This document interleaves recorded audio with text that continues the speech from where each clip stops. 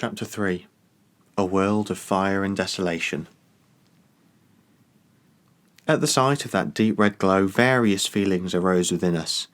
In me there was new dejection, in Agnew there was stronger hope.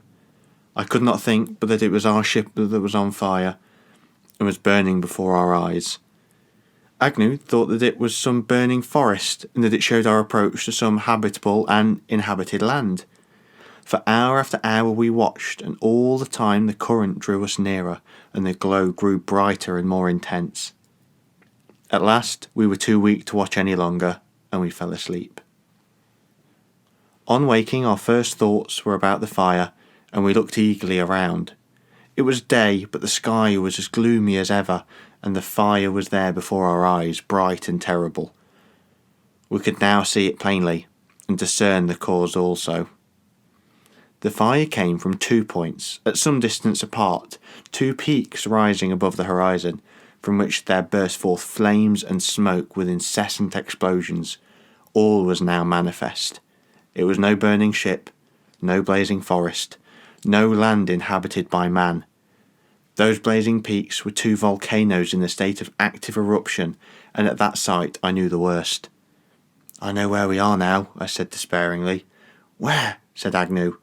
"That," said I, "is the Antarctic continent." "The Antarctic fiddlestick," he said contemptuously. "It is far more likely to be some volcanic island in the South Sea. There's a tremendous volcano in the Sandwich Islands, and these are something like it." "I believe," said I, "that these are the very volcanoes that Sir James Ross discovered last year." "Do you happen to know where he found them?" Agnew asked. "I do not," I answered. "Well, I do," said he. "And they're thousands of miles away from this. They are south latitude 77 degrees, east longitude 167 degrees, while we, as I guess, are about south latitude 40 degrees, east longitude 60 degrees. "At any rate," said I, "we're drifting towards them." "So I see," said Agnew dryly. "At any rate, the current will take us somewhere.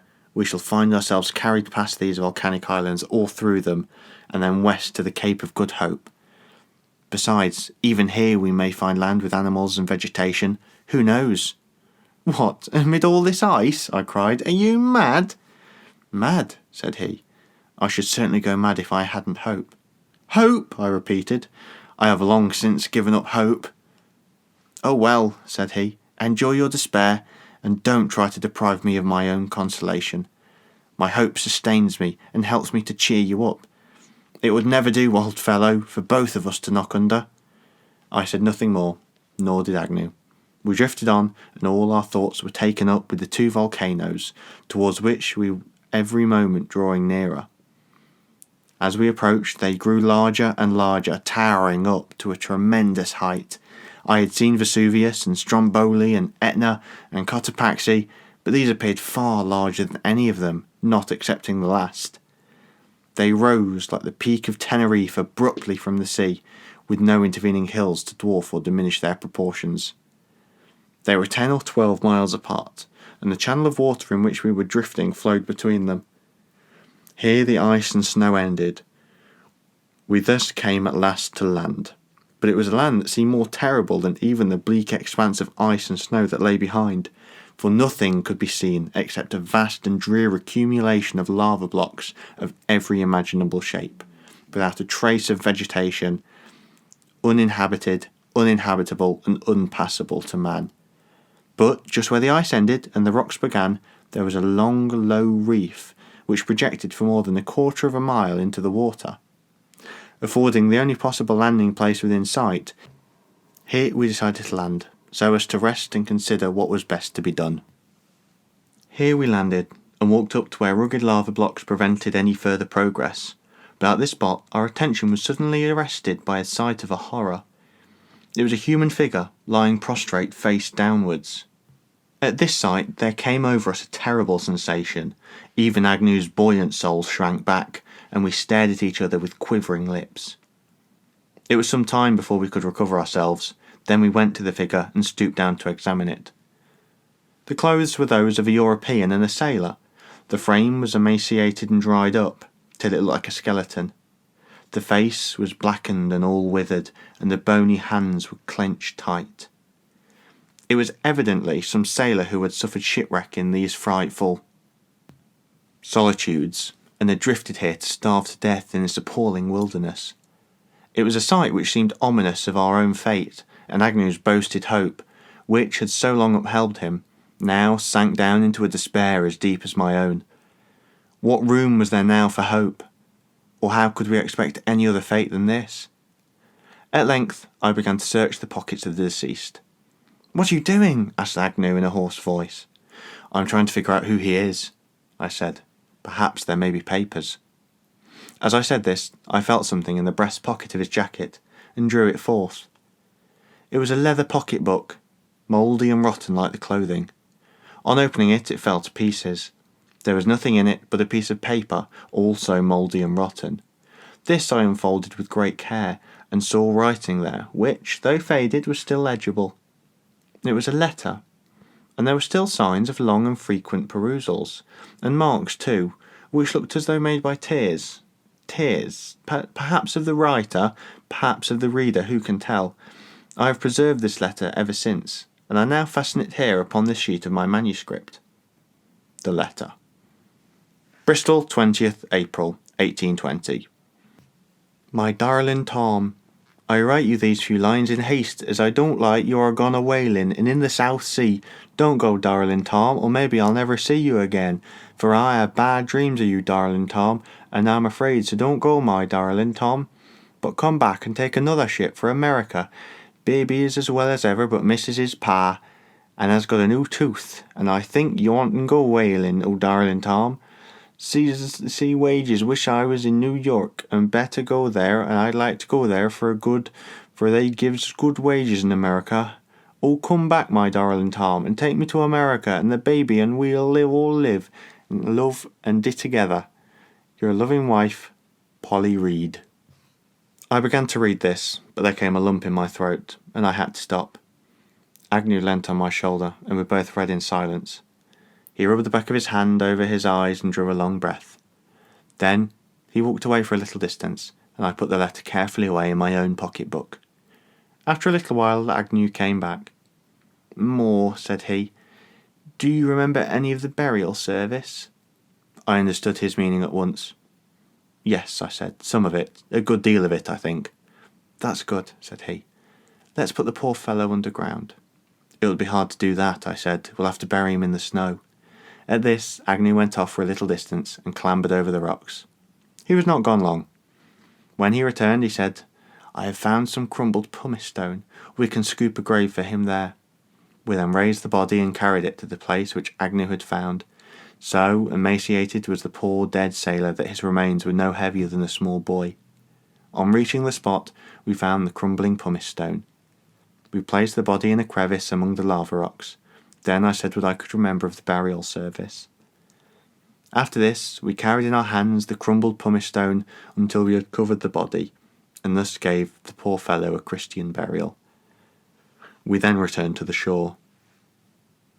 "More, old fellow," said Agnew, "I feel the better for this. The service has done me good." "And me too," said I. "It has reminded me of what I have forgotten. The world is only a part of life. We may lose it and yet live on. There is another world, and if we can only keep that in our minds, we shan't be so ready to sink into despair. That is, I shan't. Despair is my weakness. You are more hopeful." "Yes," said Agnew solemnly, "but my hope thus far has referred only to the safety of my skin. After this I shall try to think of my soul, and cultivate not the hope of escape, but the hope full of immortality. Yes, more. After all, we shall live, if not in England, then let us hope in heaven." There was a long silence after this, that kind of silence which one may preserve who is at the point of death. "I wonder how he got here," said Agnew at last. "The letter mentions a whaler. No doubt the ship has been driven too far south. It has foundered. He has escaped in a boat, either alone or with others. He has been carried along this channel and has landed here, afraid to go any further." "But his boat, what has become of that?" "His boat, that must have gone long ago. The letter was written in 1820. At any rate, let's look around." We did so, After some search we found the fragments of a rotted rope attached to a piece of rock. "That," said Agnew, "that must have been fastened to the boat, and as for the boat itself, she has long ago been swept away from this." "What shall we do now?" I said after a long silence. "There's only one thing," said Agnew. "We must go on." "Go on?" I asked in wonder. "Certainly," said he confidently. "Will you stay here?" "No." "Will you go back?" "You can't." "We must, therefore, go on. That is our only hope." "Hope?" I cried. "Do you still talk of hope?" "Hope," said Agnew. "Of course, why not? There are no limits to hope, are there? We can hope anything, anywhere. It is better to die while struggling like a man, full of hope and energy, than to perish in inaction and despair. It is better to die in the storm and furious waters than to waste away in this awful place. So come along. Let's drift as before. Let's see where this channel will take us. It will certainly take us somewhere. Such a stream as this must have some outlet." "The stream," said I, "will take us to death and death only. The current grows swifter every hour. I've heard some old yarn of a vast opening at each of the poles, or one of them, into which the waters of the ocean pour. They fall into one, and some say they go through and come out at the other." Agnew laughed. "That," said he, "is a madman's dream. In the first place, I don't believe that we are approaching the south, but the north. The warmth of the climate here shows that. Yes, we are drawing north. We shall soon emerge into warm waters and bright skies. So come along, and let us lose no more time." I made no further objection. There was nothing else to be done, and at the very worst we could not be in greater danger while drifting on than remaining behind. Soon, therefore, we were again in the boat, and the current swept us on as before. The channel now was about 4 miles wide. On either side arose the lofty volcanoes, vomiting forth flames and smoke with furious explosions. Vast stones were hurled up into the air from the craters. Streams of molten lava rolled down, and at intervals there fell great showers of ashes. The shores on either side were precipitous and rugged beyond all description, looking like fiery lava streams which had been arrested by the flood and cooled into gloomy overhanging cliffs.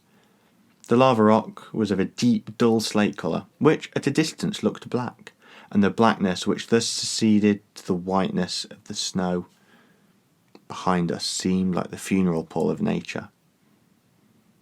Through scenes like these we drifted on, and the volcanoes on either side of the channel towered on high with their fiery floods of lava, their incessant explosions, their fierce outbursts of flames, and overhead there rolled a dense black canopy of smoke, altogether forming a terrific approach to that unknown and awful pathway upon which we were going. So we passed this dread portal, and then there lay before us what? Was it a land of life or a land of death? Who could say?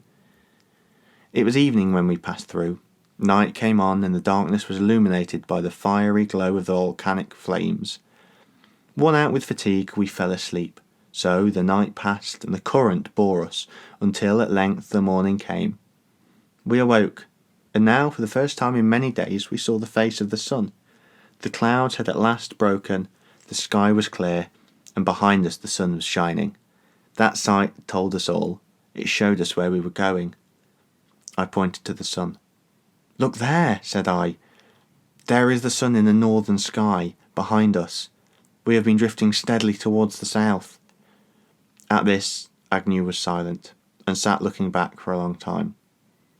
There we could still see the glow of the volcanic fires, though they were now many miles away, while the sun, but lately risen, was lying on a course closer to the horizon than we had ever seen it before. "We're going south," said I, "to the South Pole. This swift current can have but one ending. There may be an opening at the South Pole, or a whirlpool like the Maelstrom." Agnew looked around with a smile. "All these notions," said he, "are dreams or theories or guesses. There is no evidence to prove them. Why trouble yourself about a guess? You and I can guess, and with better reason, for we have now, it seems, come further south than any human being who has ever lived. Do not imagine that the surface of the earth is different at the poles from what it is anywhere else. If we get to the South Pole, we shall see there what we have always seen, the open view of land or water, and the boundary of the horizon. As for this current, it seems to me like the Gulf Stream, and it evidently does an important work in the movement of our ocean waters. It pours on through vast fields of ice on its way to other oceans, where it will probably become united with new currents. Theories about openings at the poles or whirlpools must be given up. Since the maelstrom has been found to be a fiction, no one need believe in any other whirlpool. For my own part, I now believe that this current will bear us on due south over the pole and then still onwards, until at last we shall find ourselves in the South Pacific Ocean. So, cheer up. Don't be downhearted. There's still hope. We have left the ice and snow behind us, and already the air is warmer. Cheer up. We may find our luck turn at any moment. To this I had no reply to make. Agnew's confidence seemed to me to be assumed, and certainly did not alleviate my own deep gloom. Nor was the scene around calculated to rouse me in the slightest degree out of my despair. The channel had now lessened to a width of not more than 2 miles. The shores on either side were precipitous cliffs, broken by occasional declivities, but all of solid rock, so dark as to be almost black, and evidently of volcanic origin.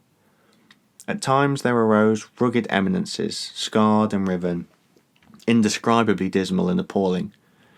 There was not only an utter absence of life here in these abhorrent regions, but an actual impossibility of life, which was enough to make the stoutest heart quail.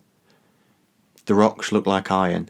It seemed a land of iron, penetrated by this ocean stream which had made it for itself a channel, and now bore us onwards to a destination which was beyond all conjecture.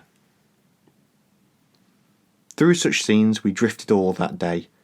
Night came, and in the skies overhead there arose a brilliant display of aurora australis, while towards the north the volcanic fires glowed with intense lustre.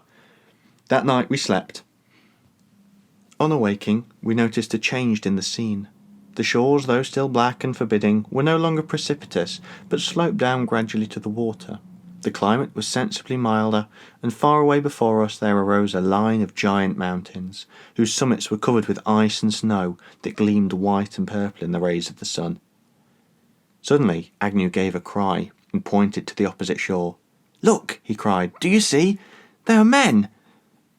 I looked, and there I saw plainly some moving figures that were, beyond a doubt, human beings. Chapter 4.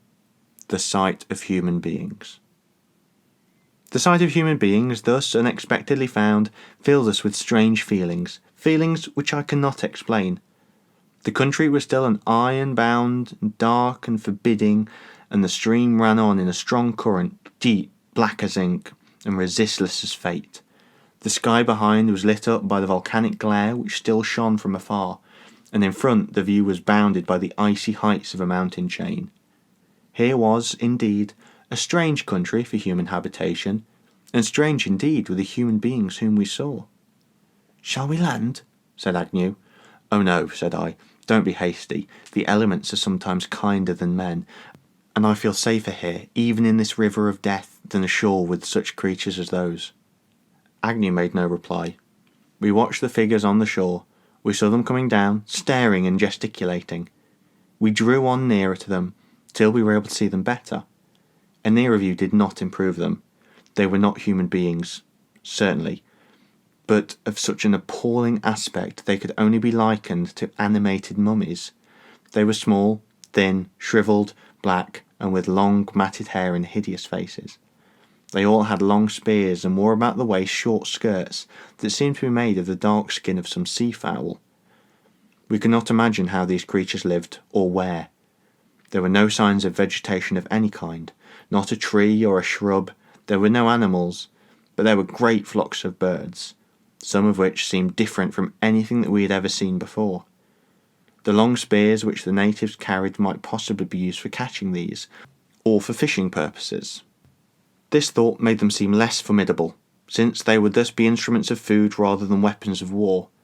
Meanwhile we drifted on as before, and the natives watched us, running along the shore abreast of us, so as to keep up with the boat. There seemed over 100 of them. We could see no signs of any habitations, no huts however humble, but we concluded that their abodes were further inland. As for the natives themselves, the longer we looked at them, the more abhorrent they grew.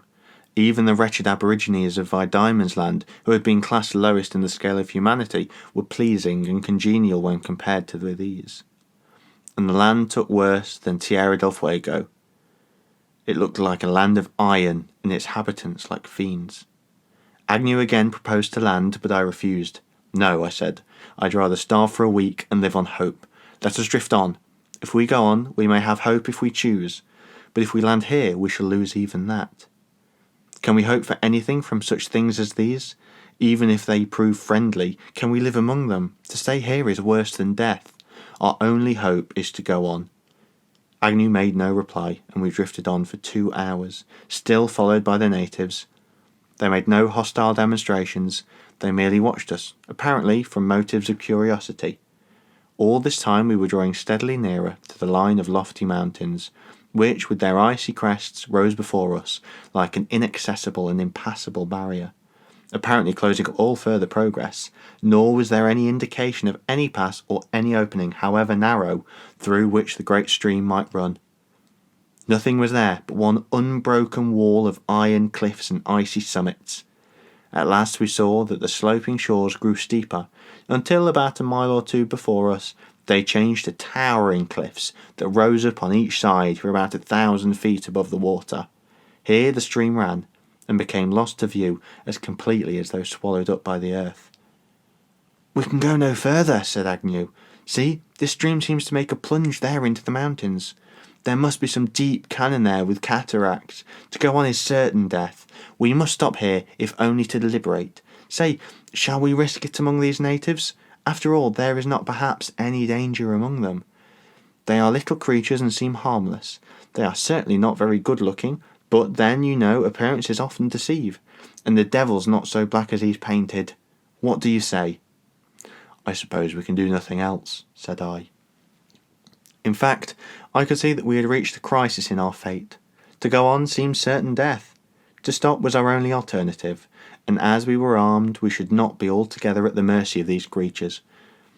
Having made this decision, we acted upon it at once, for in such a current there was no time for delay, and seizing the oars, we soon brought the boat to shore. As we approached, the crowd of natives stood awaiting us and looked more repulsive than ever. We could see the emancipation of their bony frames. Their toes and fingers were like birds' claws. Their eyes were small and dull and weak, and sunken in cavernous hollows, from which they looked at us like corpses. A horrible sight.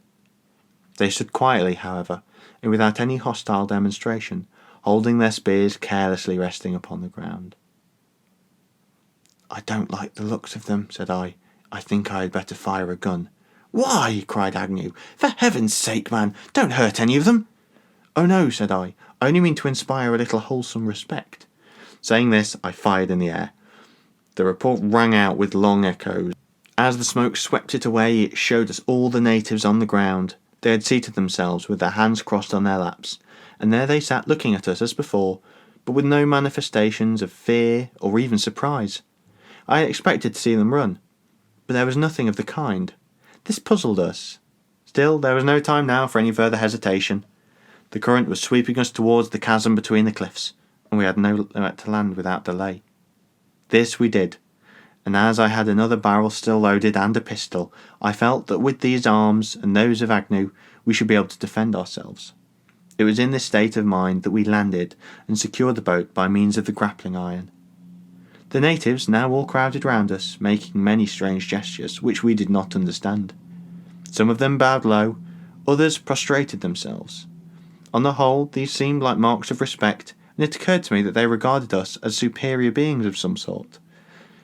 It was evident that there was nothing like hostility in their minds.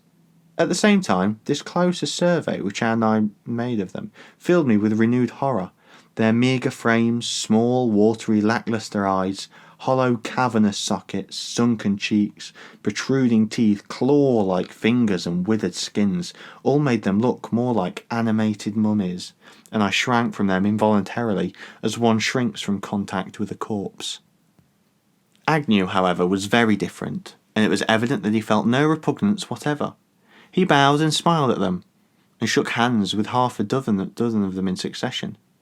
The handshaking was a new thing to them, but they accepted it in proper spirit and renewed their bows and prostrations. After this, they all offered us their lances. This certainly seemed like an act of peace and goodwill. I shook my head and declined to touch them, but Agnew accepted one of them, and offered his rifle in return. The one to whom he offered it refused to take it. He seemed immensely gratified because Agnew had taken his lance, and the other seemed disappointed at his refusal to take theirs, but I felt my heart quake as I saw him offer his rifle, and still more when he offered it to one or two others, and only regained my composure as I perceived that his offer was refused by all. They now made motions to us to follow, and we all set forth together. "My dear Moore," said Agnew cheerily, "they're not a bad lot. They mean well. They can't help their looks.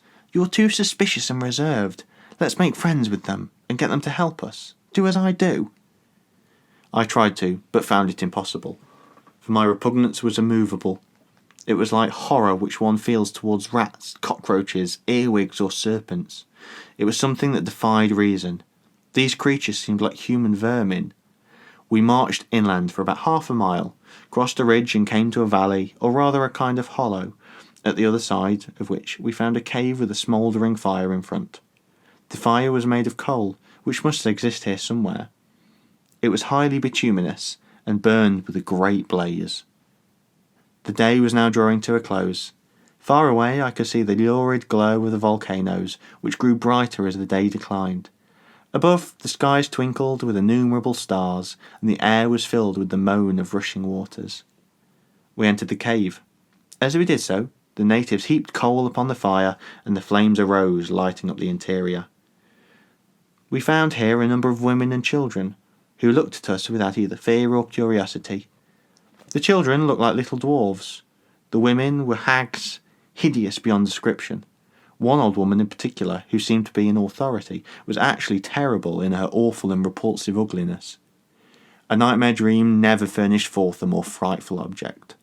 This nightmare hag prostrated herself before each of us, with such an air of self-immolation that she looked as though she wished us to kill her at once. The rough cave, the red light of the fire, all made the scene more awful. With a wild thought came to me that we had actually reached, while yet living, the infernal world, and that this was the abode of devils. Yet their actions, it must be confessed, were far from devilish. Everyone seemed eager to serve us. Some spread out couches formed of the skins of birds for us to sit on. Others attended to the fire. Others offered us gifts of large and beautiful feathers, together with numerous trinkets of rare and curious workmanship. This kind attention on their part was a great puzzle to me, and I could not help suspecting that beneath all this there must be some sinister design. Resolving to be prepared for the worst, I quietly reloaded the empty barrel of my rifle, and watched with the utmost vigilance. As for Agnew, he took it all with the most unsuspicious manner. He made signs to them, shook hands with them, accepted their gifts, and even tried to do the agreeable to the formidable hags and the child fiends around him. He soon attracted the chief attention, and while all looked admirably upon this, I was left to languish in comparative neglect. At length, a savoury odour came through the cave, and a repast was spread before us. It consisted of some large fowl that looked like a goose, but was twice as large as the largest turkey that I have ever seen. The taste was like that of a wild goose, but rather fishy. Still, to us it seemed delicious, for our prolonged diet of raw seal had made us ready to welcome any other food whatsoever. And this fowl, whatever it was, would not have been unwelcome to any hungry man. It was evident that these people lived on the flesh of birds of various sorts. All around us we saw the skins of birds dried with the feathers on, and used for clothing, for mats, and for ornaments. The repast being finished, we both felt greatly strengthened and refreshed. Agnew continued to cultivate his new acquaintances, and seeing me holding back, he said, "More, old fellow, these good people give me to understand that there is another place better than this, and want me to go with them. Will you go?" At this, a great fear seized me. "Don't go!" I cried. "Don't go! We are close by the boat here, and if anything happens we can easily get to it." Agnew laughed in my face. "Why, you don't mean to tell me," said he, That you are still suspicious? And after that dinner? Why, man, if they wanted to harm us, would they feast us in this style? Nonsense, man. Drop your suspicions and come along. I shook my head obstinately. Well, said he, if I thought there was anything in your suspicion, I would stay by you. But I'm confident they mean nothing but kindness, so I'm going off to see the place. You'll be back again? Said I. Oh yes, said he. Of course I'll come back and sleep here. With these words he left, and nearly all the people accompanied him. I was left behind with the women and children and about a dozen men. These men busied themselves with some work over bird skins. The women were occupied with some of the work over feathers. None of them took any notice of me. There did not seem to be any restraint upon me, nor was I watched in any way. Once the nightmare hag came and offered me a small roasted fowl about the size of a woodcock. I declined it, but at the same time, this delicate attention certainly surprised me. I was now beginning to struggle with some success against my feelings of abhorrence, which suddenly I caught sight of something which chased away every other thought and made my blood turn cold in my veins. It was something outside at the mouth of the cave, by the fire which was still blazing bright, and lighting up the scene. I saw 4 men who had just come back to the cave. They were carrying something which at first I supposed to be a sick or wounded companion. On reaching the fire, they put it down, and I saw with a thrill of dismay that their burden was neither sick nor wounded, but dead, for the corpse lay rigid as they had placed it. Then I saw the nightmare hag approach it with a knife. An awful thought came to me, the crowning horror. The thought soon proved out to be too well founded. The nightmare hag began to cut, and in an instant had detached the arm of the corpse, which she thrust among the coals in the very place where lately she had cooked the fowl. Then she went back for more. For a moment my brain reeled. I gasped for breath. Then I rose and staggered out. I know not how. No one tried to stop me, nor did anyone follow me. And, for my part, I was ready to blow out the brains of the first who dared to approach me. In this way I reached the open air, and passed by the hag and the 4 men as they were busy at their awful work. But at this point I was observed and followed. A number of men and women came after me, jabbering their uncouth language and gesticulating. I warned them off angrily. They persisted, and though none of them were armed, yet I saw they were unwilling to have me leave the cave, and I supposed that they would try to prevent me by force. The absence of Agnew made my position a difficult one. Had it not been for this, I would have burst through them and fled to the boat, but as long as he was away, I felt bound to wait, and though I longed to fly, I could not for his sake. The boat seemed to be a haven of rest. I longed to be in her once more and drift away, even if it should be to my death. Nature was here less terrible than man, and it seemed better to drown in the waters, to perish amid rocks and whirlpools, than to linger here amid such horrors as these. These people were not like human beings. The vilest and lowest savages that I had ever seen were not so odious as these.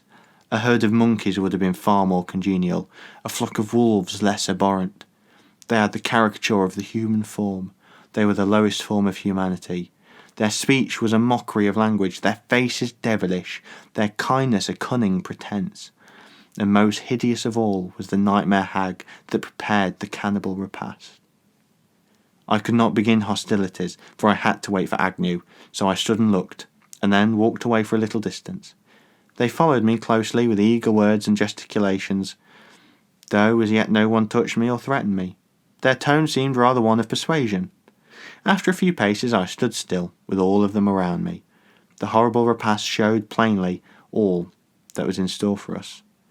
They received us kindly and fed us well, only to devote us to the most abhorrent of deaths. Agnew, in his mad confidence, was only ensuring his own doom. He was putting himself completely in the power of devils, who were incapable of pity and strangers to humanity. To make friends with such fiends was impossible, and I felt sure that our only plan was to rule by terror, to seize, to slay, to conquer. But still I had to wait for him, and did not dare to resort to violence while he was absent. So I waited, while the savages gathered round me, contenting themselves with guarding me, and neither touching me nor threatening me. And all this time the hag went on, intent on her preparation of the horrible repast. While standing there looking, listening, waiting for Agnew, I noticed many things. Far away the volcanoes blazed, and the northern sky was red with a lurid light. There too, higher up, the moon was shining overhead. The sky was gleaming with stars, and all over the heavens there shone the lustre of the aurora australis, brighter than any I had ever seen, surpassing the moon and illuminating all. It lit up the haggard faces of the devils around me, and it again seemed to me as though I had died and gone to the land of woe, an iron land, a land of despair with lurid fires all aglow and faces of fear. Suddenly there burst upon my ears the report of a gun, which sounded like a thunder peal and echoed in long reverberations. At once I understood it. My fears had proved true. Those savages had enticed Agnew away to destroy him. In an instant I burst through the crowd around me and ran wildly in the direction of that sound, calling his name as I ran at the top of my voice. I heard a loud cry, then another report. I hurried on, shouting his name in a kind of frenzy. The strange courage of these savages had already impressed me deeply. They did not fear our guns. They were all attacking him, and he was alone fighting for his life. Then there was another report. It was his pistol. I still ran on and still shouted to him. At last I received an answer. He had perhaps heard me, and was answering, or at any rate he was warning me. "More!" he cried. "Fly, fly, fly to the boat! Save yourself!" "Where are you?" I cried as I still rushed on. "More! Fly! Save yourself! You can't save me! I'm lost! Fly for your life!" Judging from his cries, he did not seem far away. I hurried on. I could see nothing of him. All the time the savages followed me. None were armed, but it seemed to me that they were preparing to fling themselves upon me and overpower me with their numbers. They would capture me alive, I thought, bind me and carry me back, reserving me for a future time. I turned and waved them back. They took no notice of my gesture. Then I ran on once more. They followed. They could not run so fast as I did, and so I gained on them rapidly, and still shouting to Agnew, but there was no response. I ran backwards and forwards, crossing and recrossing, doubling and turning, pursued all the time by the savages. At last, in rage and despair, I fired upon them, and one of them fell. But, to my dismay, the others did not seem to care one whit. They did not stop for one moment, but pursued as before. My situation was now plain in all its truth. They had enticed Agnew away. They had attacked him. He had fought, and he had been overpowered. He had tried to give me a warning. His last words had been for me to fly. To fly, yes, for he knew well that it was better far for me to go to death through the raging torrent than to meet the fate which had fallen upon himself. For him there was now no more hope. That he had lost was plain. If he were still alive, he would call to me, but his voice had been silenced for some time. All was over, and that noble heart that had withstood so bravely and cheerily the rigours of the storm and the horrors of our desperate voyage had been stilled in death by the vilest of miscreants. I paused for a moment. Even though Agnew was dead, I could not bear to leave him, but felt as though I ought to share his fate. The savages came nearer. At their approach I hesitated no longer. That fate was too terrible. I must fly. But before I fled, I turned into fury to wreak vengeance upon them for their crimes. Full of rage and despair, I discharged my remaining rifle barrel into the midst of the crowd, that I fled towards the boat. On the way I had a frightful thought that she might have been sent adrift, but on approaching the place, I found her there just as I had left her. The savages, with their usual fearlessness, still pursued. For a moment I stood on the shore with the grapple in my hand and the boat close by, and as they came near I discharged my pistol into the midst of them. Then I sprang into the boat. The swift current bore me away. In a few minutes the crowd of pursuing demons disappeared from view.